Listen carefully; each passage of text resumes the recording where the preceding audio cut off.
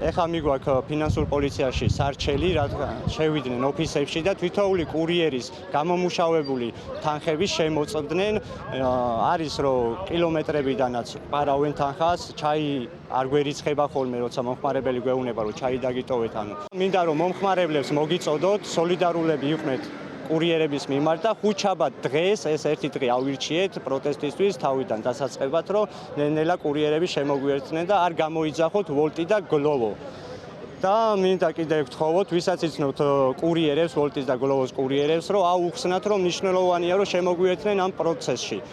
იმიტომ რომ დღეს ან ყოველწლიურად ვოლტი და გლოვო გვიკლებს ანაზღაურებას და ძალიან დიდ რისკების შემცველია ჩვენი მომსახურეობა. ყოველ დღე ძალიან ბევრი ადამიანი შავდება, ბევრი ახალგაზრდა იღუპება ამ სამსახურში, არც დაზღვევა გვაქვს, ყველანაირი პასუხისგებლობა აქვთ მოხსნილი. კურიერები არიან ის ადამიანები, ვინც ამ კომპანიაში დოულადს ქმნიან, ფულად რესურსს გამოიმუშავებენ, მათ მიაქვთ ობიექტიდან მომხმარებლამდე შეკვეთა და შესაბამისად მთლიანი ფულადი რესურსი, რაც კომპანიაში შეძდის, ამ პროცესიდან გამომდინარეობს. ჩვენ არაფერს ნაჩუქარს არ ვითხოვთ. უბრალოდ 5 წლის წინ თუ ან 1 წლის წინ, ან 9 წლის წინ თუ რაღაცას პირობითად საწყისის ფასი 5 ლარი იყო, დღევანდელ რეალობაში ცხოვრება უფრო გაძვირდა, გაიზარდა და ხარჯები გაიზარდა და შესაბამისად ვერაუდის ჩვენი შრომითი რესურსები იზრდება, უფრო მეტი ხანი გვიწევს იგივე თანხაზე ქუჩაში ყოფნა, მუშაობა, რისკებთანაც არის დაკავშირებული არჩევთული ხარჯ, რომელიც ყველა კურიერის პირად კურიერზე გადადის ნებისმიერი ხარჯი.